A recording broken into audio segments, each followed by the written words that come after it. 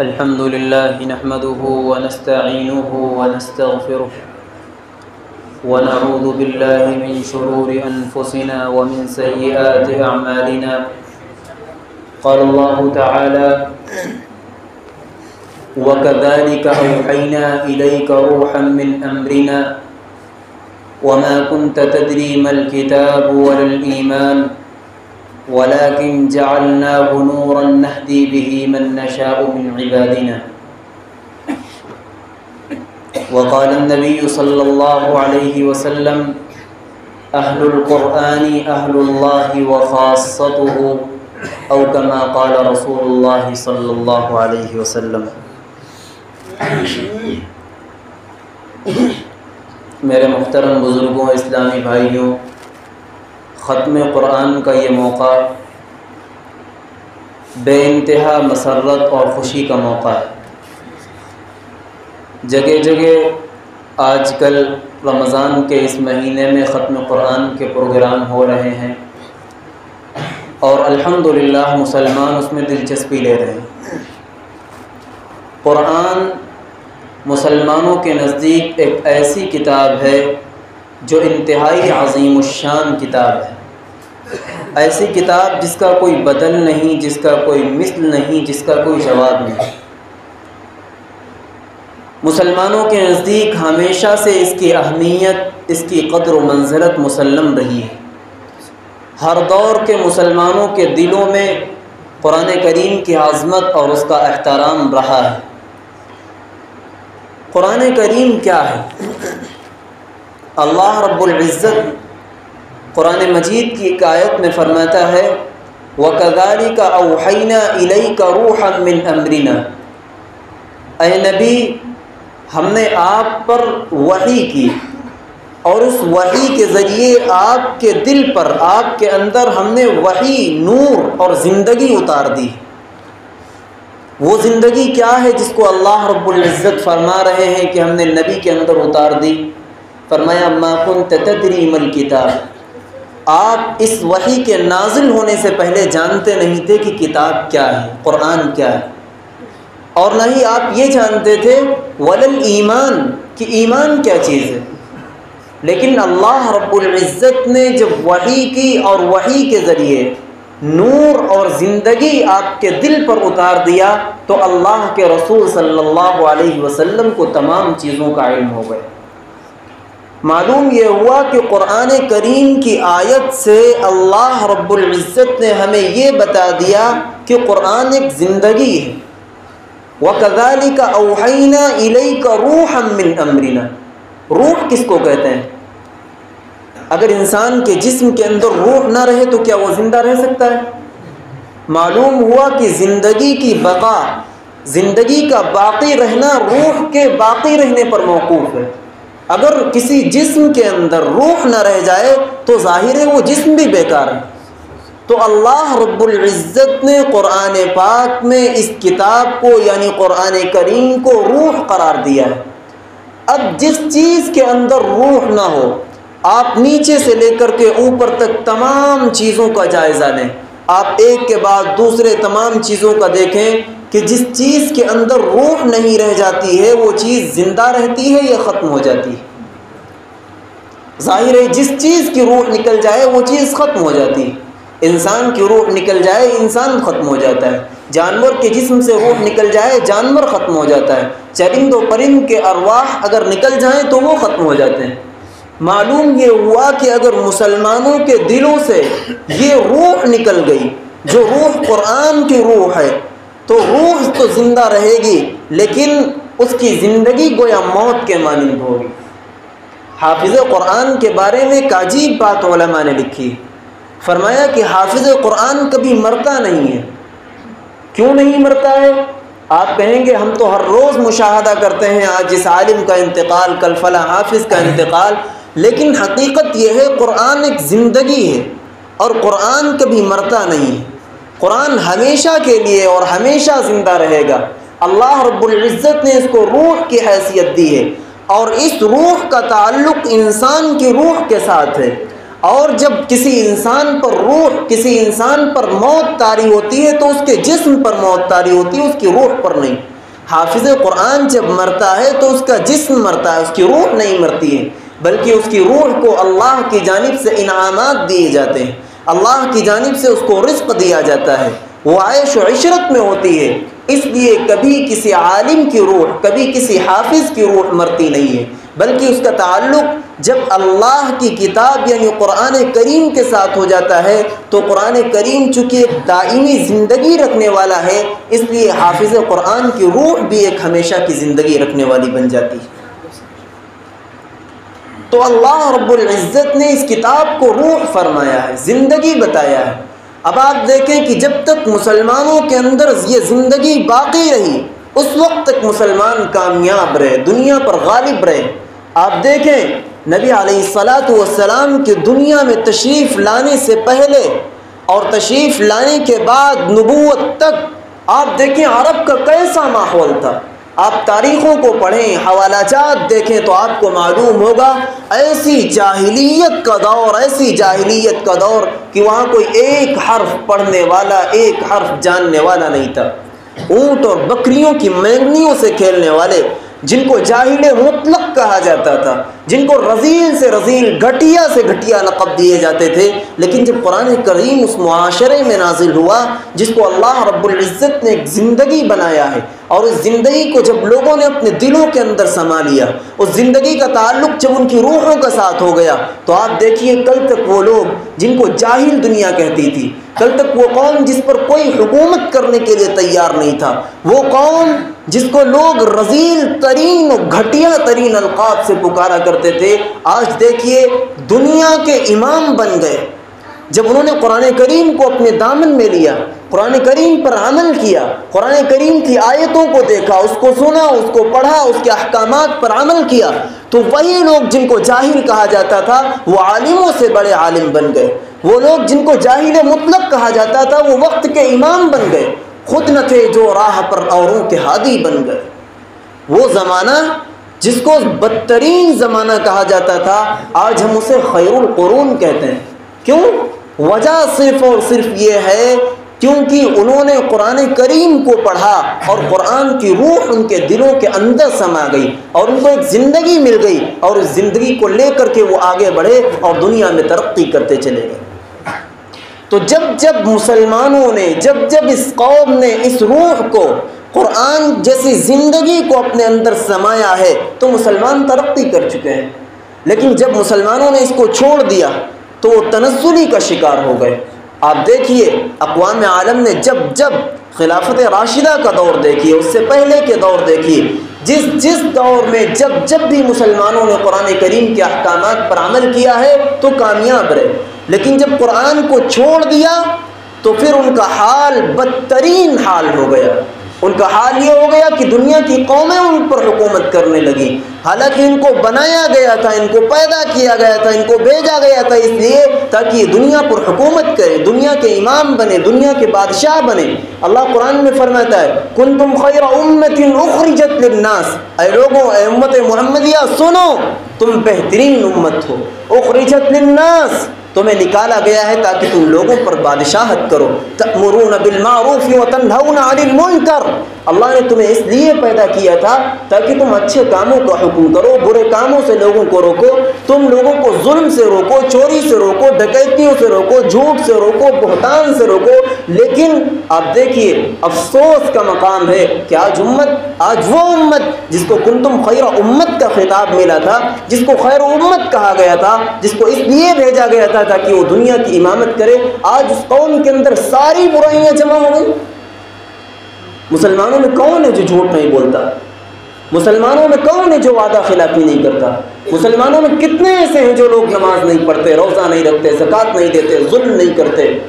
جب وہ لوگ جن کو امام بنا کر کے بھیجا گیا تھا، جن کی حیثیت ایک امام کی تھی، وہ امام ہونے کی حیثیت سے جب دنیا میں ظلم کر رہے ہیں، چوریاں کر رہے ہیں، ڈکیتیاں کر رہے ہیں، جھوٹ بول رہے ہیں، زنا کر رہے ہیں، بدمعاشیاں کر رہے ہیں، تو آپ سوچئے وہ لوگ جن کو امام نہیں بنایا گیا تھا، وہ لوگ جن کی جانب امام بنا کر کے بھیجا تھا، ان کا کیا حال ہوگا؟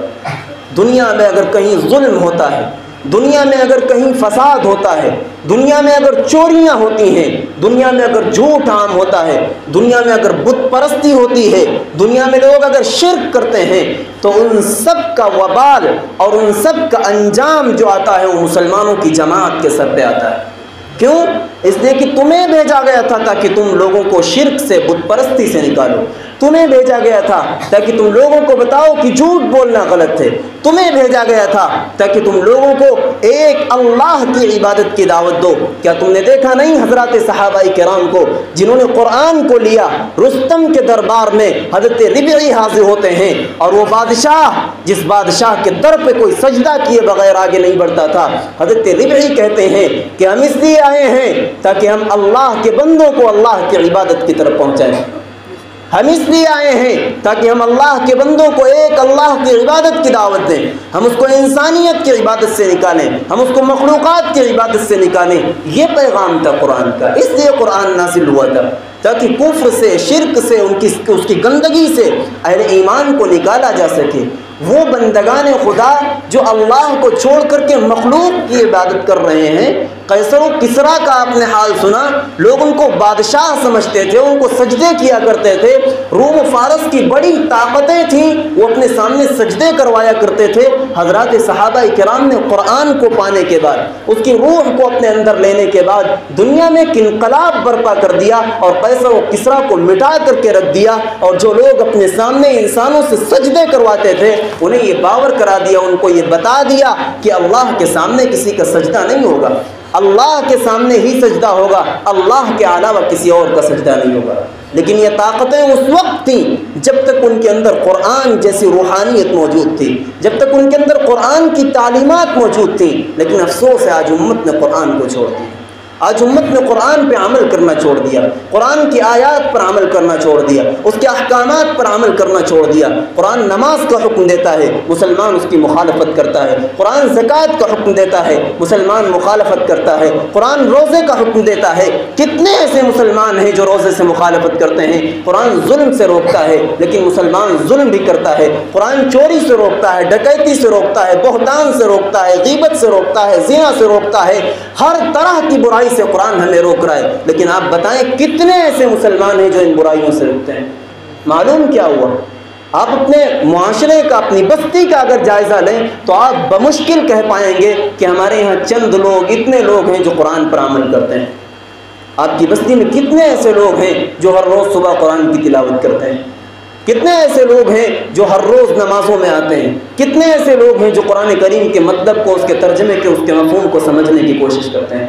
شاید پوری بستی میں 2-4 لوگ موجود ہیں۔ آخر یہ کیوں ہے؟ یہ غفلت نہیں تو کیا ہے؟ لاپرواہی نہیں تو کیا ہے؟ اللہ کے احکامات سے بغاوت اور دوری نہیں تو کیا ہے؟ جب تک مسلمان اس حالت میں مبتلا رہیں گے، یاد رکھو کبھی بھی کامیابی نہیں مل سکتی۔ حدیث پاک میں جناب نبی کریم صلی اللہ علیہ وسلم نے ارشاد فرمایا، ان القرآن افضل من کل شیء، کہ قرآن ہر چیز سے افضل ہے، قرآن ہر چیز سے افضل ہے۔ اور قرآن کے حاملین جو ہیں، یعنی حفاظ جو ہیں، علماء جو ہیں، ان کے بارے میں فرمایا وَهُمْ مَحْفُوفُونَ بِرَحْمَةِ اللَّهِ، وہ اللہ کی رحمت کے سائے میں گھرے ہوئے لوگ ہیں۔ المعظمون، وہ لوگ باعظمت ہیں، اور وہ لوگ وہ ہیں جو اللہ کے نور کا لباس پہنائے ہوئے ہیں۔ اور اللہ کے رسول علیہ الصلاۃ والسلام نے فرمایا فمن والاہم فقد والا اللہ، جس نے قرآن جاننے والوں سے، یعنی حافظ سے، عالم سے، ان سے محبت رکھی اور ان سے دوستی رکھی، اس نے اللہ کے ساتھ محبت و دوستی کا اعلان کیا۔ اور وہ شخص ومن عداہم، اور جس نے ان علماء کے ساتھ، حفاظ کے ساتھ دشمنی کی، تو اس نے اللہ رب العزت کے حق میں کوتاہی کی۔ یہ حال ہے۔ قرآن کریم کے پڑھنے کا کیا ثواب ہے؟ قرآن کریم کی سب سے بڑی فضیلت اور اہمیت آپ دیکھیے، جب ایک بندہ قرآن پڑھتا ہے تو دیکھیے قرآن نازل ہوا سب سے پہلے حضور صلی اللہ علیہ وسلم کے دل پر۔ جب ایک بچہ قرآن کریم پڑھتا ہے تو سب سے پہلے قرآن اس کے دل میں محفوظ ہو جاتا ہے، تو پہلی مناسبت اس کو نبی صلی اللہ علیہ وسلم سے ہو جاتی ہے۔ جس طرح نبی کے دل پر قرآن نازل ہوا تھا اور محفوظ ہوا تھا، اسی طریقے سے اس حافظ قرآن کے دل پر قرآن اترتا ہے اور محفوظ ہو جاتا ہے۔ دوسری توفیق اس بندے کو یہ ملتی ہے کہ جس طرح نبی علیہ السلام نے اس قرآن کی تلاوت کی تھی، یہ بندہ جب قرآن کی تلاوت کرتا ہے تو اس کو اپنے نبی سے مشابہت ہو جاتی ہے۔ اور تیسری تشبیہ، جب یہ بندہ عالم بنتا ہے، اس کے معانی کو بیان کرتا ہے، اس کے مسائل بتاتا ہے، تو اس کو تیسری تشبیہ جناب نبی کریم صلی اللہ علیہ وسلم سے ہو جاتی ہے کہ نبی علیہ السلام کا کام بھی لوگوں کو قرآن سمجھانا تھا اور یہ بھی لوگوں کو قرآن سمجھاتا ہے۔ کس قدر بڑی فضیلت، کس قدر بڑی اہمیت ہے کہ جو شخص قرآن پڑھے اس کی مناسبت، اس کی نسبت، اس کا تعلق جناب رسول اللہ سے ہو جائے، جو قرآن کو سمجھے اس کا تعلق رسول اللہ سے ہو جائے۔ اور نبی علیہ السلام نے یہ بھی فرمایا، سنو، اللہ کے رسول علیہ السلام فرماتے ہیں اہل القرآن اہل اللہ وخاصتہ، کہ قرآن والے یعنی جو قرآن کو پڑھتے ہیں، اس پر عمل کرتے ہیں، اس کے مطلب کو سمجھتے ہیں، وہ کون ہیں؟ آپ نے فرمایا اہل القرآن اہل اللہ، قرآن پڑھنے والے اللہ والے لوگ ہیں، وخاصتہ، اور اللہ کے مقرب بندے، اللہ کے نزدیک محبوب ہیں، پسندیدہ ہیں۔ اور نبی علیہ السلام نے فرمایا کہ وہ شخص کہ جس نے قرآن کے کسی حصے کو پڑھا، من قرأ القرآن وعمل بما فیہ، جس نے قرآن پڑھا اور جو کچھ قرآن میں ہے اس پر عمل کیا، البس والدہ یوم القیامت تاجا، قیامت کے دن اس کے والد کو ایک خوبصورت اور روشن تاج پہنایا جائے گا۔ آپ دیکھیے ایک حافظ قرآن کی کیا عظمت ہے، کیا فضیلت ہے۔ محشر کا میدان ہوگا، اولین و آخرین جمع ہوں گے، ایک شخص کو بلایا جائے گا، اس کو تاج پہنا دیا جائے گا۔ دنیا میں تاج پوشی ہوتی ہے، کسی کو ہار پہنایا جاتا ہے، کسی کو مالے پہنائے جاتے ہیں، تو اس شخص کو بڑا معزز سمجھا جاتا ہے، گویا وہ شخص بڑا قابل تعظیم ہوتا ہے کہ اس کی تاج پوشی کی جا رہی ہے، اس کو مالے اور ہار پہنائے جا رہے ہیں۔ لیکن دنیا میں چند لوگوں کا مجمع ہوتا ہے، چند لوگوں کے سامنے یہ کام ہوتا ہے۔ قیامت کا میدان ہوگا، آدم علیہ السلام کی تمام نسل و تمام اولاد موجود ہوگی، اولین و آخرین موجود ہوں گے، انبیاء موجود ہوں گے، صلحاء موجود ہوں گے، صدیقین و شہداء کا مجمع ہوگا۔ اللہ رب العزت کی جانب سے اعلان ہوگا اور ایک بندے کو لایا جائے گا اور اللہ رب العزت اپنے دست مبارک سے اس کی گردن میں ایک ہار پہنا دیں گے، اور وہ ہار ایسا ہوگا کہ جس سے پورے اطراف روشن ہو جائیں گے، اور پھر یہ اعلان ہوگا، یہ گونج لگے گی کہ یہ وہ شخص ہے جس نے اپنے بچے کو حافظ قرآن بنایا تھا، یہ وہ شخص ہے جس نے اپنے بچے کو قرآن کریم پڑھایا تھا۔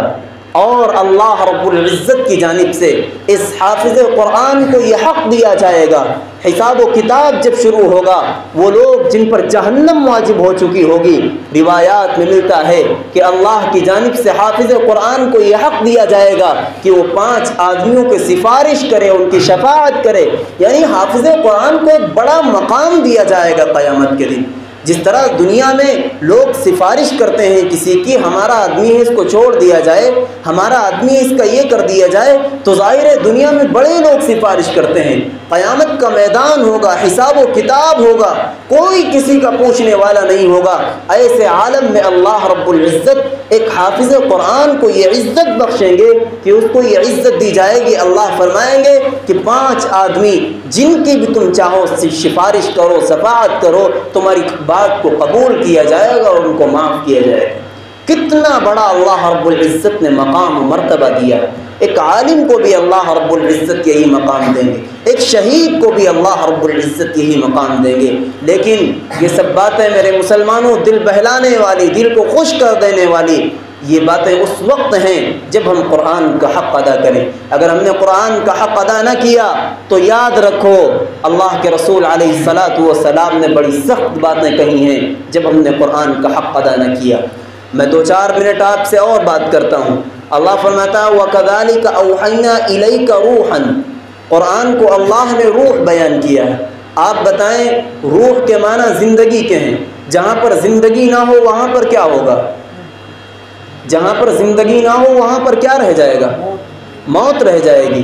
ظاہر ہے جہاں پر زندگی نہ ہو وہاں موت رہ جاتی ہے۔ اب آپ دیکھیے حدیث پاک میں رسول اللہ نے فرمایا کہ وہ دل ان الذی لیس فی جوفہ شیء من القرآن الکریم، وہ دل جس کے اندر قرآن کا کوئی حصہ محفوظ نہ ہو، فہو کالبیت الخرب، وہ ایک ویران گھر کے مانند ہے۔ معلوم کیا ہوا؟ جس دل کے اندر قرآن کی روح نہ ہو، قرآن کی زندگی نہ ہو، وہ دل مردہ ہے۔ اور اس گھر کے بارے میں رسول اللہ نے فرمایا لا تجعلوا بیوتکم قبورا، کہ اپنے گھروں کو قبرستان نہ بناؤ۔ قبرستان اس جگہ کو کہا جاتا ہے جہاں پر مرے ہوئے لوگ رکھے جاتے ہیں۔ معلوم یہ ہوا کہ وہ گھر جس میں قرآن کی تلاوت نہ ہو وہ گھر قبرستان ہے۔ اسی لیے اللہ رب العزت نے اس قرآن کریم کو روح کہا ہے۔ معلوم ہوا قرآن ایک زندگی ہے۔ جب تک ہم اس زندگی کو اپنے گھروں میں نہیں لائیں گے، ہمارا گھر زندہ لوگوں کا گھر نہیں ہو سکتا۔ جب تک ہم اس کتاب کو اپنے دلوں میں نہیں اتاریں گے، تب تک ہمارے دل زندہ دل نہیں ہو سکتے ہیں۔ اس وقت تک زندگی نہیں آ سکتی ہے جب تک قرآن پر عمل نہ کیا جائے۔ قرآن پر عمل کیے بغیر ہر طرف موت ہی موت نظر آئے گی، ہر طرف موت نظر آئے گی۔ جس چیز کو روح نہ دی جائے، جس چیز کو غذا نہ دی جائے، قرآن روح کی غذا قرآن ہے، ہر چیز کی غذا ہوتی ہے۔ اگر جسم کو کھانا نہ دیا جائے، پانی نہ دیا جائے تو جسم مر جاتا ہے۔ اگر فصل کو اگر کسی کھیتی کو پانی نہ دیا جائے تو کھیتیاں سوکھ جاتی ہیں، برباد ہو جاتی ہیں۔ اگر زمین پر کبھی پانی نہ ڈالا جائے تو زمین بنجر ہو جاتی ہے۔ معلوم یہ ہوا کہ ہر وہ چیز جس کی جو غذا ہے اگر اس تک نہیں پہنچتی تو وہ چیز برباد ہو جاتی ہے۔ ہماری جو روح ہے، جس روح کے ذریعے ہم زندہ ہیں، اس کی غذا اللہ رب العزت نے قرآن کریم کو بنایا ہے۔ معلوم یہ ہوا کہ اگر اس روح کو قرآن کی غذا نہ دی جائے تو جس طریقے سے تمام چیزیں اپنی غذا نہ پہنچنے کی وجہ سے مر جاتی ہیں، یہ روح بھی اپنی غذا نہ پہنچنے کی وجہ سے مر جائے گی۔ اسی وجہ سے کہا کہ حافظ قرآن کو یہ روح مل جاتی ہے، اسی لیے حافظ قرآن کبھی مرتا نہیں، وہ ہمیشہ ہمیشہ زندہ رہتا ہے۔ تو یہ باتیں ہیں قرآن کریم کے متعلق۔ ہم سب پر لازم ہے کہ قرآن کریم پر عمل کریں، اس کے احکامات کو سمجھیں، خود بھی پڑھیں، اپنے بچوں کو پڑھائیں اور قرآن کریم سے الفت و محبت و وابستگی رکھیں۔ اسی میں ہماری خیر ہے، اسی میں ہماری بہتری ہے اور اسی میں ہماری نجات ہے۔ اگر ہم اس پر عمل نہیں کرتے تو یاد رکھیے ہر طرف خسارہ ہے، ہر طرف تاریکیاں ہیں، ظلمتیں ہیں، ہر طرف ظلم ہیں، عداوتیں ہیں۔ صرف اور صرف ایک راستہ ہمارے پاس ہے اور وہ راستہ ہے قرآن کریم پر عمل کرنے کا۔ اللہ رب العزت ہم سب کو عمل کی توفیق عطا فرمائے۔ وما توفیقی الا باللہ۔ دعا